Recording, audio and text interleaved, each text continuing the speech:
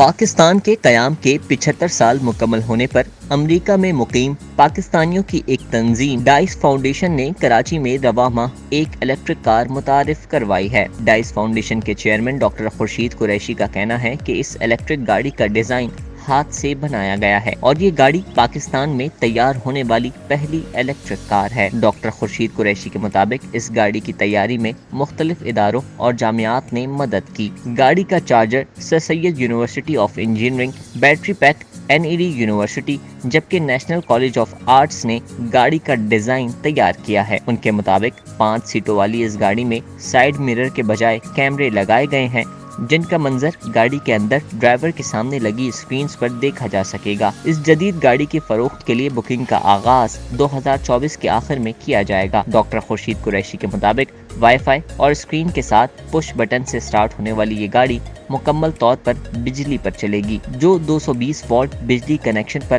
8 گھنٹے میں 1000 روپے کے خرچ پر مکمل چارج ہوگی۔ انہوں نے مزید بتایا کہ یہ گاڑی ایک چارج کے ساتھ 120 کلومیٹر فی گھنٹے کی رفتار سے 210 کلومیٹر فاصلے طے کرنے کی صلاحیت رکھتی ہے۔ مزید انفارمیٹیو ویڈیوز دیکھنے کے لیے دیکھتے رہیں میٹا نیوز۔